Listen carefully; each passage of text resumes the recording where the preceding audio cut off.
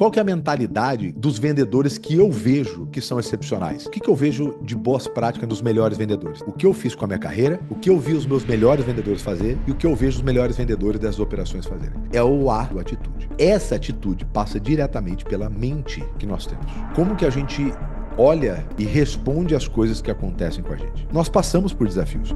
Todo mundo tem desafio. Então, sobre desafio, não diz muita coisa sobre as pessoas. Porque todo mundo tem os seus.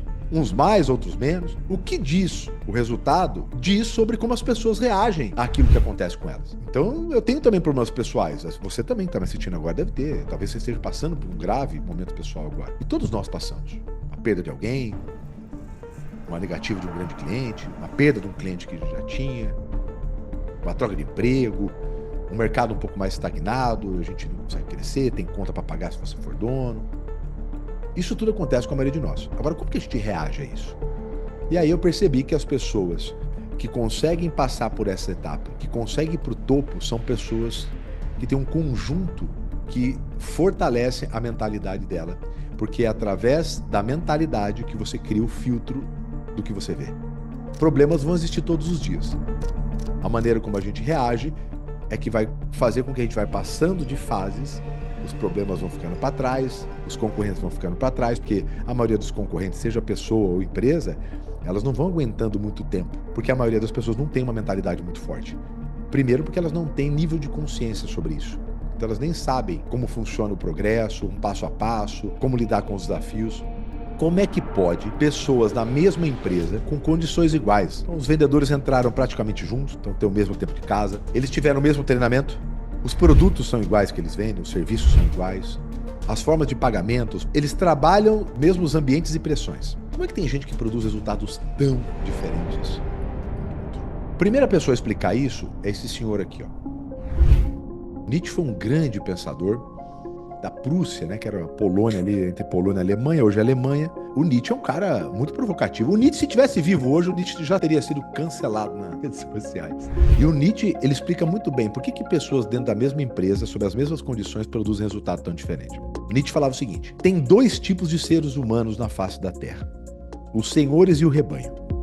O rebanho corresponde a 98% da população e os senhores por 2%. Mas o que é rebanho? São pessoas que sabem o que precisam fazer para ter uma vida melhor. Eles sabem, se você perguntar, talvez eles não saibam de tudo, mas para ter uma vida melhor do que a que ele tem, eles sabem. Pode ser 1% a mais, 10%, 50%, mas para ter um ambiente melhor, eles sabem. Inclusive, eles sabem até dos outros, o que os outros precisam fazer para ter uma vida melhor. É só dar um papel e perguntar, ele vai escrever e boa parte daquilo que ele escrever vai fazer sentido sobre como ele tem uma vida melhor. Então ele já sabe isso. Só que tem um problema. O rebanho, ele sabe o que precisa fazer para ter uma vida melhor, mas se ele não for cobrado, ele não faz. É igualzinho no setor de vendas. Você cobra a pessoa segunda, ela faz segunda e terça, ela prospecta, a quarta ela para. Aí você cobra ela quarta, quinta ela faz, sexta ela para. E aí você tem que cobrar a vida inteira. E os senhores? É muito diferente? Ele falou, não, os senhores é igualzinho, só tem um ponto de diferença. O nível de ambição. Porque os senhores é igual ao rebanho. Ele é um adulto que sabe o que precisa fazer para ter uma vida melhor. Só que ele acha um absurdo, ele sendo um adulto, precisar que um outro adulto cobre ele de algo que ele já sabe e que se ele fizer, ele vai ser o maior beneficiado. Ele acha um absurdo. Por que uma outra pessoa precisa me cobrar de um negócio que eu já sei o que tem que fazer, eu já sei, e que se eu fizer, não vai ser ele que vai ganhar, vai ser eu. E aí o que acontece, em geral? Esses 2% ficam com todo o reconhecimento dos outros 98% e, na maioria das vezes, fica com o dinheiro dos outros 92%. Então, o primeiro cara que mostra é isso. Escolher entre fazer aquilo que você já sabe e ter que ficar alguém cobrando de você aquilo que você já sabe, que você mesmo vai ganhar mais do que qualquer um outro. Mas o cérebro não quer. O cérebro quer que você fique descansando. Ele quer que você guarde energia. Então, ser ambicioso é lutar contra o próprio cérebro. Tem que ser muito ambicioso a ponto de você ir dormir 1 hora mais tarde, porque é o único horário que te sobra, por exemplo, para estudar, para adquirir novos conhecimentos, aumentar o seu repertório, né? Vendedor que ganha dinheiro é um vendedor com repertório grande. Ah, tchau, mas tem que fazer a vida inteira isso? É óbvio que não, né? Quando você escolhe o momento que você quer se ferrar, você não passa a vida inteira se ferrando. Então, essa frase não é muito famosa porque é minha, mas ela é muito verdadeira. Então, quando eu faço isso, eu tô escolhendo o momento que eu quero me ferrar. Eu tô abrindo mão da minha família, eu podia estar jogando bola, descansando, dormindo, mexendo no TikTok, rindo, vendo filme, série. Eu escolhi porque eu quero aumentar o meu repertório, porque nesse momento eu tô ganhando musculatura para que eu depois não precise me ferrar tanto. Quando a gente fala em colocar perspectiva, plano a médio prazo, disciplina e rotina, para qualquer ser humano já é difícil. Para quem trabalha com venda é mais difícil ainda. E por que colocar ambição, plano a médio prazo, rotina e ritual é mais difícil para quem trabalha com vendas? Porque a verdade é que ninguém cresce querendo ser vendedor. Então imagina, você tem que se comportar como um profissional, só que você nunca sonhou estar lá. Pessoa que faz, sei lá, enfermagem, engenharia, nutrição, medicina, direito, ela no mínimo passou 4, 5 anos falando sobre aquilo. Mesmo que não fosse a paixão dela. E nós, vendedores, como que nós fazemos? Nós começamos a trabalhar igual eu comecei, igual você começou. Porque era o que tinha, era o que dava mais dinheiro ali, a gente não tinha muita opção. Então as pessoas entram de forma amadora no negócio e a maior parte delas fica. O vendedor não estuda para lidar com vendas. O representante comercial não estuda.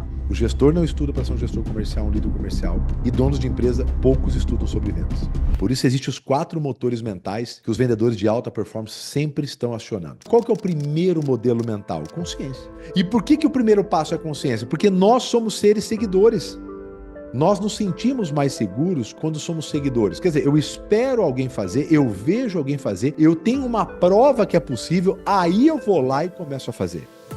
Normal, 90% do ser humano é assim. E a gente tem uma pequena fatia de pessoas que são os visionários, que vão mesmo sem ver ninguém. Mas 90% precisa ver alguém fazendo melhor. A história desse cara define muito bem a importância de saber que dá para fazer. O Roger Bannister foi um corredor inglês que quebrou um recorde que, na época, todas as pessoas do mundo diziam ser impossível fazer. Correu 1 milha abaixo de 4 minutos. Os médicos diziam que quem conseguisse fazer isso morreria. Os médicos falavam, olha, se alguém conseguir fazer isso, não é possível. A musculatura, o coração não aguenta. Roger Bannister, depois de um monte de tentativa, foi lá, correu a Olimpíada de 54, corre 1 milha abaixo de 4 minutos. A história de consciência não está aqui. A história de consciência está uma parada seguinte. Quantos 1000 anos um ser humano levou para correr 1 milha abaixo de 4 minutos? Meses depois, 19 pessoas haviam corrido abaixo do tempo do Roger Bannister. E aí, quando entrevistado essas pessoas, inclusive tem um documentário sobre isso, as pessoas disseram, é porque agora a gente sabia que é possível. Você, gestor, principalmente dono, uma das nossas funções é ficar mostrando para a equipe, para todo mundo que é possível fazer. Porque a maioria dos nossos vendedores não fazem porque quer boicotar, porque ele também quer ter uma vida boa. É que muitas vezes eles não fazem porque eles não sabem como é possível fazer. Eles não viram ninguém fazendo. E se tem uma pessoa fazendo é porque dá para fazer. Quando você começa a saber que tem alguém, que tem alguma maneira de fazer diferente, através de uma ferramenta, de uma técnica, de uma atitude, mas dá para fazer diferente, você aciona o segundo motor, que vai blindando a nossa mente. Porque eu posso até não estar conseguindo, mas eu sei que é possível. Eu posso até não saber como fazer, mas eu sei que é possível porque tem alguém fazendo. Quando eu entendo que é possível fazer melhor do que eu já faço, eu gero naturalmente um negócio chamado incômodo. O ato de saber que tem alguém fazendo melhor, o ato de saber que dá para fazer melhor, gera incômodo. Por mais que você seja uma pessoa pacata, você fala, poxa, não é possível. O cara tá lá menos tempo de casa e tá ganhando mais dinheiro que eu. Tá batendo mais meta do que eu. Gera um incômodo. O que transforma incômodo em conformismo? Nível de ambição. Ele transforma incômodo na maior ferramenta de transformação, chamada inconformismo. Não é motivação que gera ação. O que gera ação é inconformismo. O inconformado, ele não aceita. O inconformado, ele liga o terceiro motor chamado consistência e disciplina. Não existe uma pessoa disciplinada e consistente que não seja inconformada. Consistência e disciplina é sobre compromisso, sobre comprometimento. Quantas vezes a gente acorda e vai trabalhar sem vontade? Muitas. Quantos dias a gente teve que levantar com problemas imensos pessoais? Mas nós somos portadores de boas notícias, lembra? Nós somos portadores de energia, de boas energias. Nós, vendedores, somos portadores de boas energias. Mesmo com os desafios pessoais, ao atender um outro cliente, uma outra pessoa, nós somos portadores de boas notícias. É impossível você ser disciplinado sem ser inconformado. A disciplina exige que a gente seja comprometido mesmo nos dias que a gente não está com vontade. Eu fico recebendo pergunta no Instagram, Thiago, como é que eu mantenho uma equipe motivada para vender todo dia? Primeiro que não existe. Eu falo, não existe. É impossível. E a pergunta é, quem é que falou que precisa estar motivado todo dia para fazer bem feito? É óbvio que motivado é mais gostoso, mas tem um monte de dia que a gente não vai estar. E aí? Eu vou fazer porque eu me comprometi em fazer. Não estou no meu ápice, mas eu vou fazer porque eu me comprometi. Gente de alta performance é comprometida. Porque o disciplinado, ele vai fazer. E ele vai naturalmente ligar o quarto e último motor, que é a preparação. Porque o disciplinado, ele vai fazer. Tá muito ligado à motivação, força. O seu entusiasmo tem teto. Quantas pessoas eu conheço que acordam 4 e pouco da manhã, trabalham o dia inteiro, voltam 9, 10 horas da noite pra casa? Você vai falar que esse cara não tem vontade? O cara não falta um dia no emprego, roda 1h30, 2 horas de ônibus, metrô para chegar no local, mas força de vontade tem limite. Aonde que você rompe a barreira da alta performance? Aonde você rompe a barreira da blindagem mental sobre todos os desafios que a gente tem como vendedor? Com preparo. A partir do momento que você é disciplinado, você começa a procurar um método para que facilite o seu trabalho. Porque força, né? Braço e perna tem limite. Então eu preciso começar a fazer de forma mais inteligente. E o preparo te faz isso. E por que as pessoas não param de crescer quem tem uma mentalidade igual essa, Thiago? Porque o preparo, ele volta e aciona de novo o primeiro motor, que é a consciência. Quanto mais preparo eu tenho, maior o meu nível de consciência. É natural. Quanto mais eu sei que tem maneiras diferentes de fazer e melhor de fazer, naturalmente eu vou ficar inconformado. Porque, cara, pera um pouquinho. Não tá funcionando desse jeito, mas eu tenho mais 20 maneiras de fazer. O inconformado, por não aceitar, ele vai ser disciplinado. Só que, de novo, a disciplina e o inconformismo, ele tem um teto. E esse teto, a gente rompe com preparo. E o ciclo nunca para. E eu, sem te conhecer, eu também tenho certeza que se você tá com um sentimento de que parece que você tá andando de lado, que mesmo com força, com horas de trabalho, parece que você não tá indo, se você tá com esse sentimento agora, provavelmente algum desses motores você deixou de funcionar. E por que eu tô trazendo ele? Porque nós voltamos ao nosso primeiro fundamento, que é a nível de consciência. Talvez você nunca tenha parado para pensar como funciona esse modelo mental que te blinda. Talvez você nunca tinha tido a resposta sobre por que eu tô com um sentimento que parece que eu tô andando de lado aqui. A gente consegue ter um nível de consciência e entender em que parte que eu tô falhando.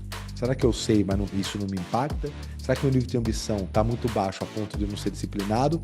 Ou eu acho que eu tô sendo disciplinado? E, obviamente, eu não quero que a gente fique se ferrando a vida inteira, eu quero saber como é que eu consigo fazer o que eu faço de forma mais inteligente.